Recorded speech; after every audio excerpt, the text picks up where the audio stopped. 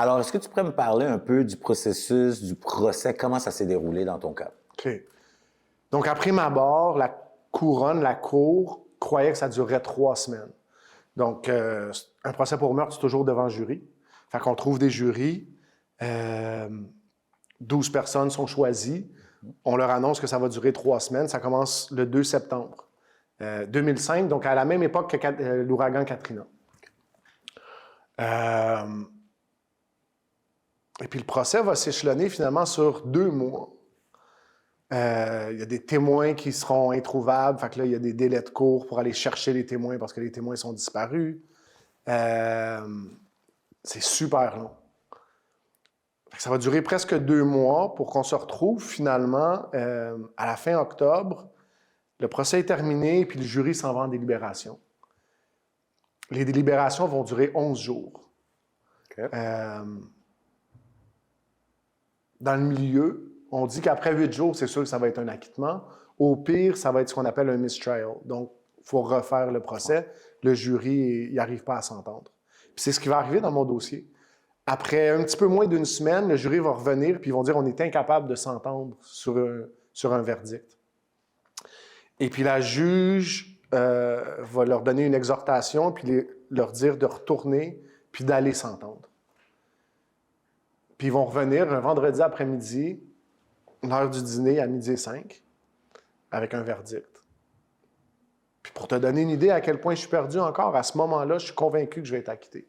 Puis dans tout ce processus-là, parce que lorsque tu es en cours, as-tu eu la chance de voir les parents de la victime? Oui. Puis est-ce qu'à ce moment donné-là, y avait-tu quelque chose qui disait peut-être que j'ai fait quelque chose qui n'était pas correct? Non. À ce moment-là, je suis tellement convaincu. C'est drôle, tu me parlais de vidéo, puis j'ai fait une vidéo là-dessus, mais c'est une game, il y a des règles. T'enfreins les règles, il y a des conséquences. Puis je suis incapable de voir l'aspect humain. Okay. Je suis incapable d'avoir une réflexion sur ça. Fait que dans ma tête, ce que j'ai fait, j'étais justifié. À ce moment-là, si tu m'avais demandé, je me voyais comme une victime. C'est injuste ce qui se passe. Parce que ce qu'il a fait, il savait que c'était pas correct, puis il a quand même choisi de le faire. Puis là, moi, je me retrouve dans cette situation inconvéniente-là, d'avoir à être incarcéré, à vivre un procès. Ça te donne une idée à quel point je suis perdu, là. Je me souviens, sa mère est venue témoigner. Tu sais, sa mère qui m'avait nourri. Tu comprends ce que je veux dire? Elle va venir témoigner. À ce moment-là, non. Aucune empathie, aucune même sympathie. Je suis vraiment juste centré sur moi. OK. C'est ça, le procès va arriver, le verdict va tomber. Coupable. Meurtre au 1er degré. Donc, il y avait 3 verdicts qui étaient ouverts. Non coupable. Non coupable, mais coupable d'homicide involontaire. Okay. Donc, ça, il n'y a pas de sentence à perpétuité. Fait que c'est un chiffre, à la discrétion du juge. Puis enfin, meurtre au 1er degré. Puis ils vont choisir le meurtre au 1er degré. Fait qu'à ce moment-là, ma vie est... C'est quoi qui se passe dans ta tête quand tu entends ça?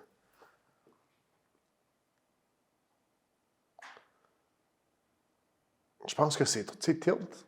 Quand tu joues, c'est ça qui se passe. Il y a juste un tilt.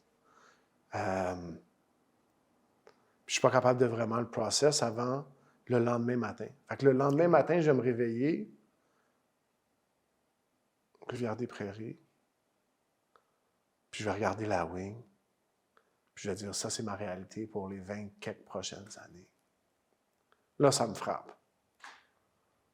Là, ça me frappe. Mais je suis encore tellement déconnecté que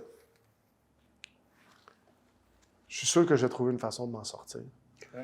Tu comprends ce que je veux dire? Ouais. Je suis tellement rempli de moi-même, je me pense tellement intelligent que tu es encore en mode solution, là. Oui.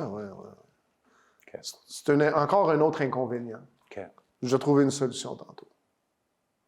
Fait que là, le processus se déroule assez rapidement, mais la réalité, c'est que quand tu es sentencé à plus de 2 ans, donc ce qui est mon cas définitivement, ils te transfèrent dans un pénitencier fédéral.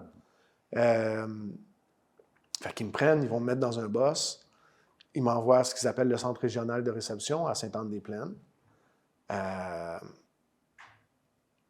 Ils vont me prendre là, ils vont...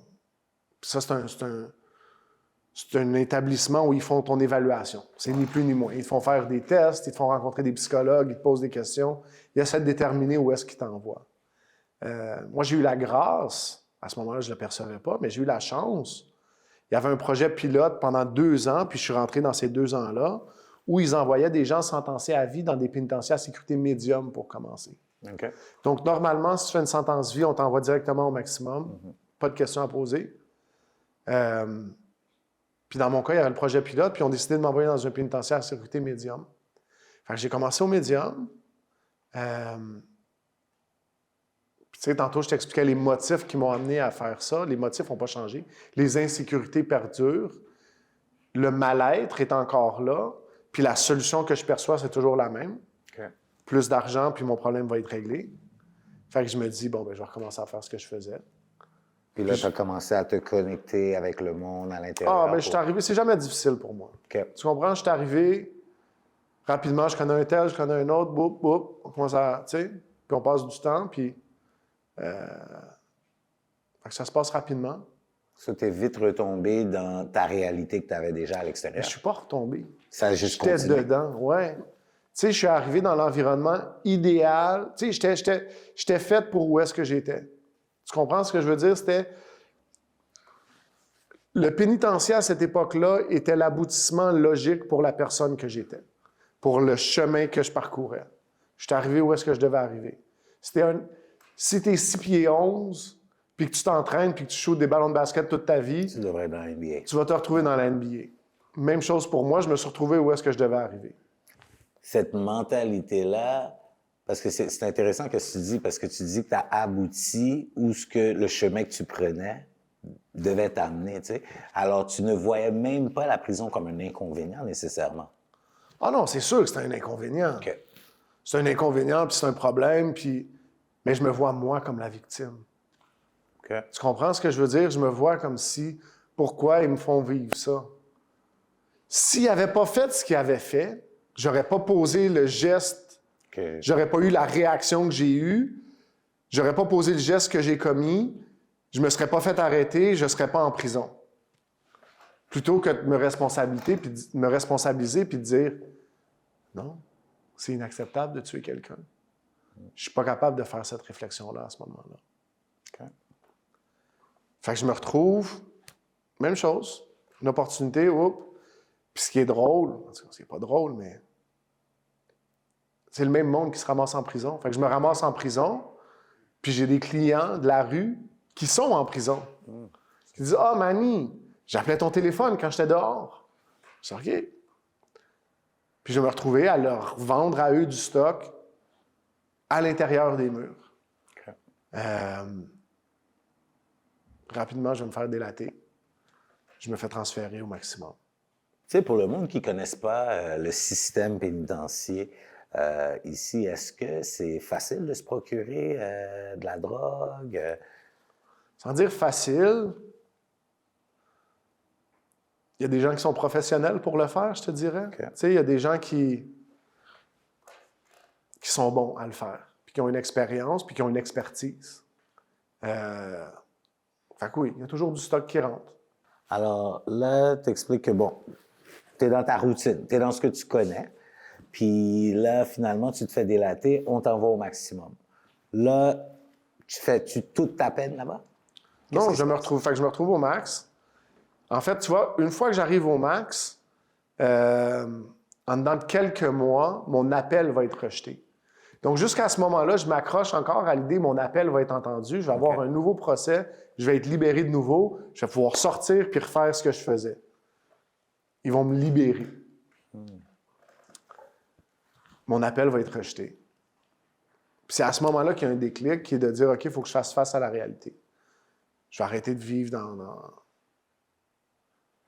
dans cette illusion-là. Puis là, on est combien d'années après ton incarcération? 5 ans. 5 ans après. Donc, on est en octobre 2008. OK. Puis à ce moment-là, je vais dire, OK, sais, je me souviens, je suis dans la douche, puis il y a un détenu dans l'autre douche à côté de moi, puis il me dit « Ah, j'ai entendu qu'ils ont rejeté ton appel. » Je dis « Ouais. » Puis il dit « Fait que, est-ce que tu vas aller en Cour suprême? » Je dis « Non. » Il dit « Pourquoi? » Puis je vais lui dire « Ben, parce que je l'ai fait, je l'ai tué. » C'était-tu la première fois que tu avouais ça à un détenu? Ouais, OK. ouais. J'avais vu assez de films, puis j'avais regardé assez d'émissions pour savoir qu'il ne faut pas que tu en parles. OK. Il y a comme un relâchement, il y a une réalité qui s'installe, qui est la réalité. Tu sais, fait qu'à la place de vivre dans une réalité alternative, je commence tranquillement à revenir à la réalité. On parle de... Tu commences tranquillement à revenir à la réalité. On parle que tu as fait 5 ans, plus le temps avant ton procès. On parle d'environ 7 ans? 5 ans. C'était 5 ans total? 5 ans total, OK. oui. 5 ans total, puis c'est vraiment là qu'il y a eu ce lâcher-prise un peu.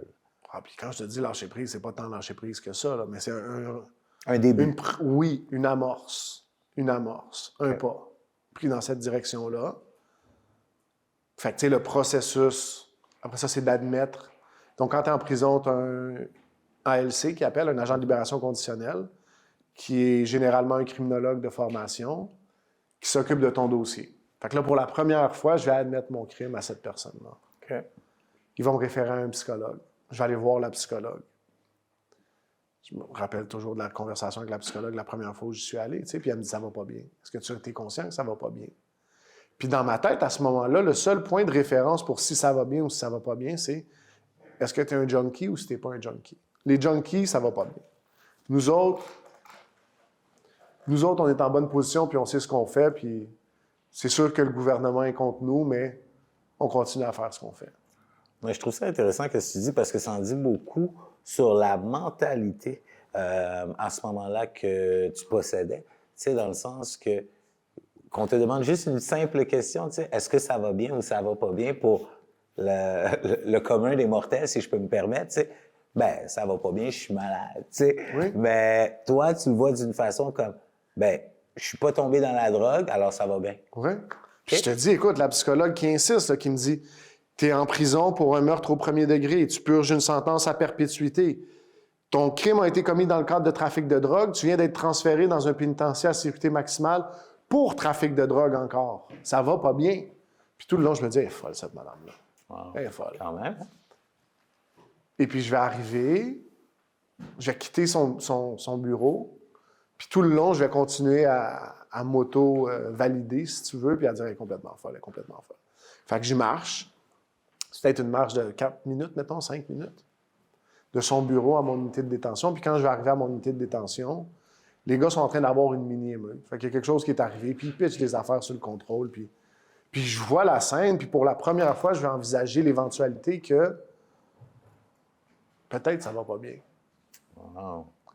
Puis je me souviendrai toujours, j'ai regardé le gardien, puis j'ai dit « Ouvre la 109 », qui est ma cellule. Fait qu'à la place d'embarquer avec eux autres, je suis juste allé dans ma cellule. Puis tu sais, je suis passé à travers tout le chaos, puis je suis allé dans ma cellule. Dans mon souvenir, c'est ça, c'est peut-être pas la réalité, mais je me souviens que je me suis à me poser « OK, puis si je me suis trompé? » Tu sais, à ce moment-là, tout le monde est parti de ma vie. Mes amis sont plus là, ma femme est plus là. Ma famille, j'avais pas tant de contact avec eux.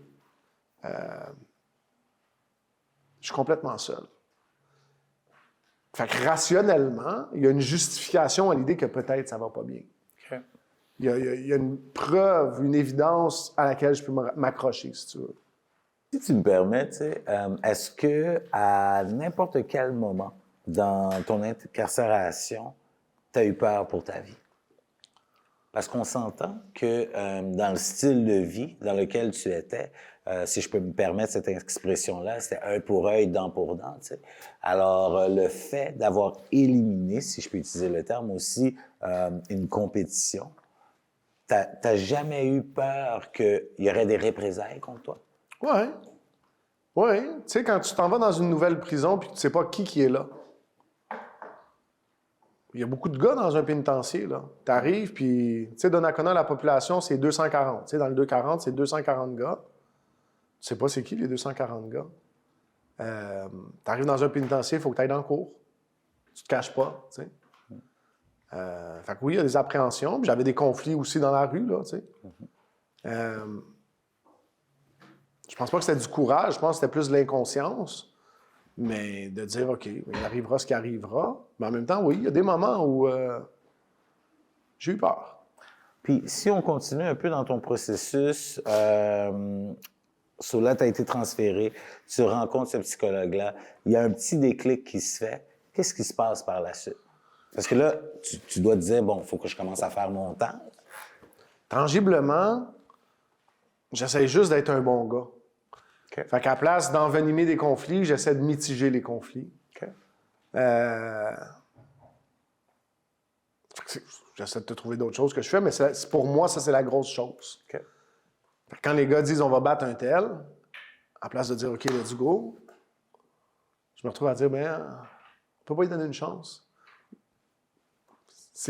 Pour moi, à ce moment-là, c'est un changement radical. Ça, c'est intéressant parce que si, à ce moment donné-là, tu réalises que dans ta propre situation, tu es en train de voir comment est-ce que tu peux amener ce genre de changement vers d'autres détenus, est-ce que tu serais prête à dire qu'à ce moment donné-là aussi, il y avait une petite réflexion par rapport à l'acte que tu avais fait?